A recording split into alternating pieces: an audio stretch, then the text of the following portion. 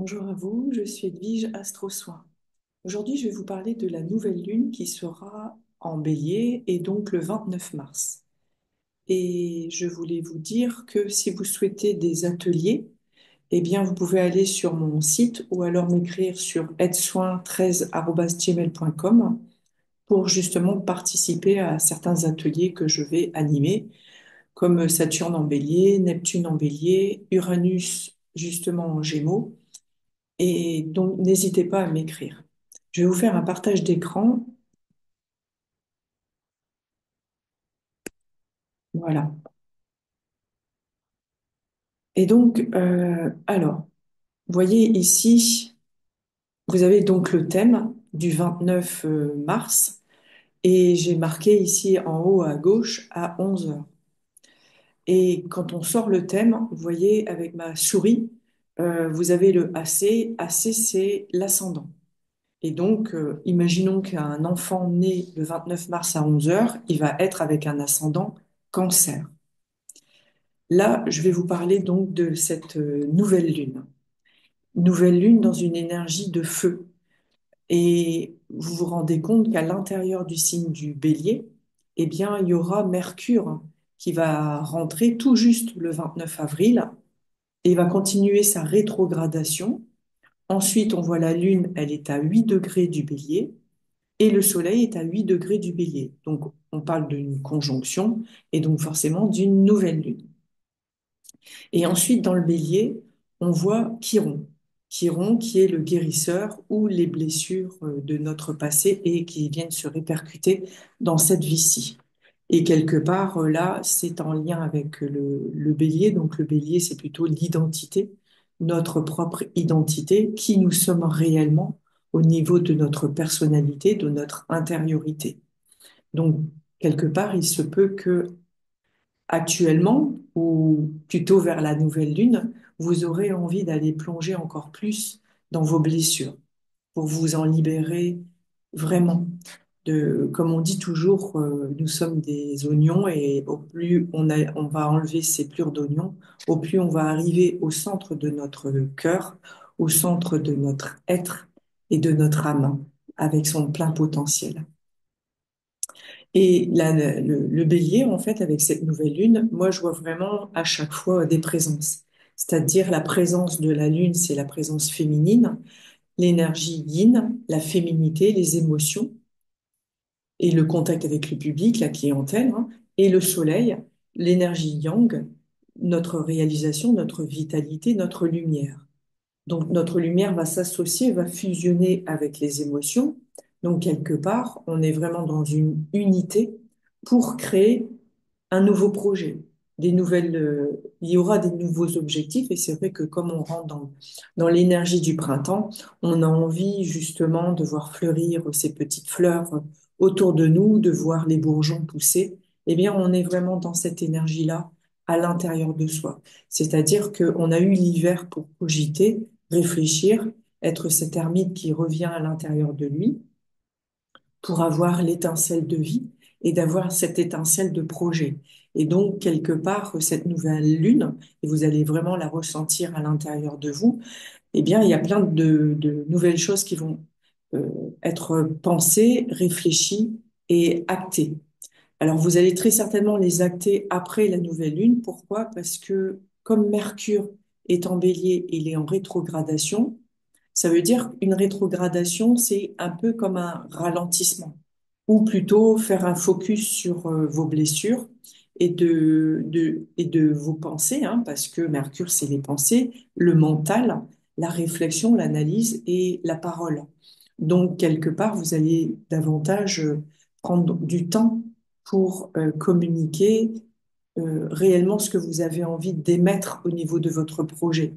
Et là, ben voilà, ce signe du bélier, on le sait, hein, c'est un signe de feu, on a envie d'aller de l'avant, l'objectif, c'est foncer, mais quelque part là, Mercure nous permet de ralentir aussi cette énergie de feu. Et le Mercure, il va se débloquer quelque part à partir du 6 avril. Donc, je dirais, il n'y a pas si longtemps que ça à attendre dans notre mise en place de nouveaux projets, en fait. Et quelque part, ça va nous permettre de mieux être alignés dans notre droiture, authenticité et vérité. Donc, je vous invite quelque part à prendre à chaque fois votre thème de naissance. Alors, l'idéal, ça serait d'avoir un thème de naissance sur un calque et vous prenez cette nouvelle lune et vous allez juste apposer votre calque, votre thème de naissance sur le signe du bélier. Et vous allez vous rendre compte que le fait d'avoir ce calque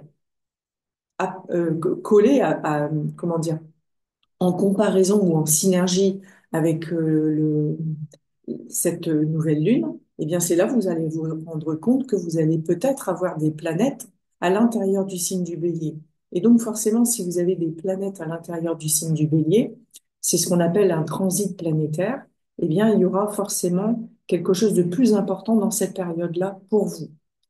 Et encore une fois, donc il est vrai que les personnes du signe du bélier, signe solaire ou ascendant bélier, et là pour cette nouvelle lune, on va dire ça va jusqu'au premier décan, voire le deuxième, on va pas être à cheval sur les décans, ça sera beaucoup plus porteur pour vous. Alors encore une fois, attention aussi, c'est juste une petite précaution, regardez bien si vous avez des planètes en opposition, donc dans le signe de la balance, il se peut que cette nouvelle lune peut venir vous contrarier parce que vous pouvez avoir des planètes en opposition à cette nouvelle lune. Toujours bien regarder les planètes en balance. Donc les personnes qui sont du signe de la balance, forcément, du premier décan ou du deuxième décan, eh bien, ils vont avoir une opposition à cette nouvelle lune. Donc, je dirais que c'est temporaire, bien évidemment, parce que la lune bouge tous les 2 jours et demi. Là, elle est au début de son énergie. Donc oui, elle va rester 2 jours et demi à l'intérieur du bélier. Donc quelque part, pour les signes de la balance, vu que c'est de l'autre côté, eh bien, je vous invite peut-être à justement à mieux vous écouter, mieux vous rentrer à l'intérieur de vous, dans vos besoins, dans ce qui vous fait vibrer, pour vous dire, bon, bah voilà, moi, dans 2 jours et demi, bah, quelque part, je suis prête et prêt à me lancer dans un projet, mais c'est peut-être pas pendant cette nouvelle lune. Et puis d'autres personnes qui n'ont pas forcément le signe solaire de la balance, eh bien, vous allez vous sentir pousser des ailes, à vous dire, bah moi, j'ai envie de me lancer, j'ai envie de me projeter, même si euh, au niveau de notre monde, ça tourne pas forcément correctement, mais quelque part, rester dans cet optimisme, parce que c'est le plus important.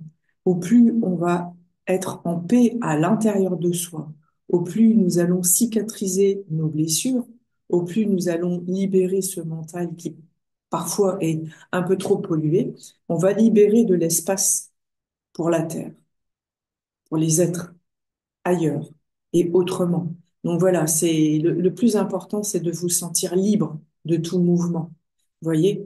Et après, ce qui est important aussi lors de cette nouvelle lune, il faut regarder aussi les planètes. C'est-à-dire qu'il faut regarder les planètes dites lentes, très lentes ou lourdes. Et on voit ici le jour du 29 mars, Neptune qui est en vert sur Astrothème, va venir en conjonction, pareil, avec Vénus qui est rétrograde.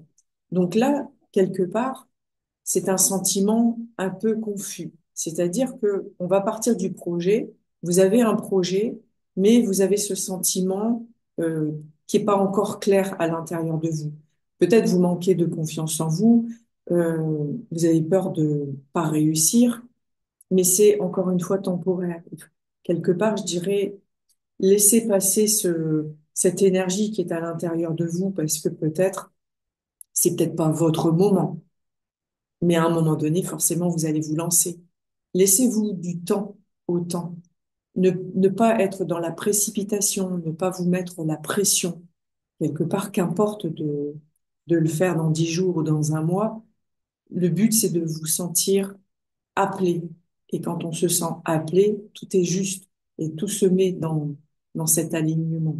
Et on voit que Neptune est en conjonction avec Vénus et aussi en conjonction avec le nœud nord, et tout ça dans le signe du Poisson. Donc j'entends beaucoup parler des personnes, et en plus il y a Saturne qui est juste à côté, donc on a quand même 4 planètes dans le signe du Poisson, Ces quatre planètes, vous les avez tous dans votre signe du Poisson, dans votre roue astrologique. On se sent inspiré. On a envie d'être plus à l'écoute de soi et à l'écoute des autres, être plus dans la spiritualité. Et il se peut que là, avec ces quatre planètes, ça vient un peu condenser notre intériorité, notre êtreté au niveau de notre divinité. Et quelque part, je dirais, il y a peut-être un flou artistique, entre guillemets, qui fait qu'on a l'impression d'être dans un brouillard épais et c'est difficile de acter quelque chose. Mais c'est que temporaire. C'est pas grave, en fait. C'est de se dire que tout va bien à l'intérieur de soi pour que justement tout se passe bien. Parce qu'encore une fois, on sait que Neptune va arriver le 31 mars dans le signe du Bélier. Donc tout ce qui a été caché, tout ce qu'on nous cache, va se révéler à partir du ce 31 mars 2025. Et là, Neptune va rester au moins 12 ans dans le signe du Bélier. Donc les vérités vont éclater. Et Vénus, elle, eh bien, elle va prendre son temps pour sortir du signe du Poisson pour rentrer dans le signe du Bélier.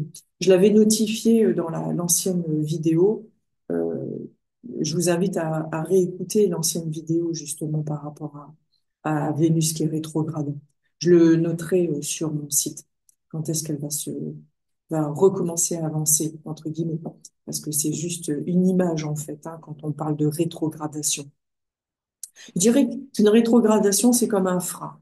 Un frein où il faut davantage s'écouter, vraiment se réharmoniser, parce que il se peut qu'il y a des choses encore à libérer dans le sens des sentiments. Où sont vos sentiments au jour d'aujourd'hui par rapport à vous-même, par rapport à l'amour qu'on peut se porter et surtout par rapport aux autres. Voilà, c'est un équilibre à avoir. Et on voit bien que lors de cette nouvelle lune, il n'y a pas d'opposition. On voit pas des traits qui partent de droite, de gauche, de l'autre côté. Sauf, bien sûr, si vous êtes du signe de la Balance, oui, là, il y aura des oppositions avec le Chiron, Soleil, la Lune, Mercure. Donc, il se peut que les signes de la Balance ou les ascendants Balance se sentent davantage euh, peut-être perdu ou avec beaucoup d'hésitation, des doutes, un manque de confiance. Mais ce n'est que temporaire. Et ensuite, les signes du Poisson, comme je disais au niveau du brouillard, eh bien c'est pareil, il faut aller voir de l'autre côté. Et de l'autre côté, on est dans le signe de la Vierge. Et c'est pareil, sur l'ancienne vidéo, je vous avais parlé justement de la Vierge et du Poisson. Donc, encore une fois, les personnes du troisième décan de la Vierge, eh bien, ils peuvent peut-être plus être affectés euh, au niveau de leur sensibilité, d'être un peu dans ce brouillard épais, à se dire, bon, je sais que j'ai envie de faire du bien aux autres, j'ai envie de me faire du bien, mais je suis un peu à tâtons et j'ai peur de me lancer dans ce projet. Laissez faire. Laissez-vous du temps, une semaine, 2 semaines, voilà, je vais pas dire il y a rien qui presse, mais quelque part, tout est juste s'il y a un ralentissement. Voilà. Écoutez vos rêves, écoutez les messages qui viennent à vous quand vous vous réveillez. Simplement ça, en fait. Juste être davantage à votre écoute. Et ensuite, on voit que, ben voilà, hein, Pluton, il s'est vraiment bien installé dans le signe du Verseau. Et lui, il est parti pour 20 ans. Donc, voilà, c'est pareil. Je vous invite à aller regarder ce Pluton en Verseau dans votre thème, grâce au calque que vous avez posé sur cette nouvelle lune. Et le taureau, ici, avec Uranus en taureau, bah lui, c'est pareil. Il reste pendant 7 ans dans le taureau et il va bientôt sortir du taureau pour rentrer pendant 7 ans dans le Gémeaux. Donc, de la terre, il passe à l'air. De la terre matérielle, acquérir, avoir, faire, eh bien, on va aller dans de l'air, dans quelque chose de beaucoup plus alors, on peut dire peut-être plus mouvementé, beaucoup plus libre aussi dans la parole, dans la revendication. C'est ne plus se taire et à un moment donné, c'est d'agir, hein, mais agir dans cette ère libre ne pas être quelque part, voilà, dans cette révolution, parce que c'est pas un but, parce que c'est pas en allant taper sur les autres qu'on se fait entendre, loin de là. C'est d'avoir des idées, apporter ces idées aux autres pour justement être plus entendu. Et c'est vraiment une ère au jour d'aujourd'hui dans la co-création. Donc on voit de plus en plus de personnes qui s'associent, qui se lient, qui se relient, qui se reconnectent et qui se retrouvent de leur vie passée. C'est des retrouvailles en fait pour continuer à cheminer spirituellement. Voilà ce que je pouvais vous dire par rapport à cette nouvelle lune. Et encore une fois, c'est vrai que je fais des ateliers de nouvelle lune, de pleine lune, mais pour aller voir votre propre thème, pour mieux comprendre justement bah, ce qui se passe pour vous grâce à cette nouvelle lune. Donc, je vous dis à très bientôt. Une très très belle journée.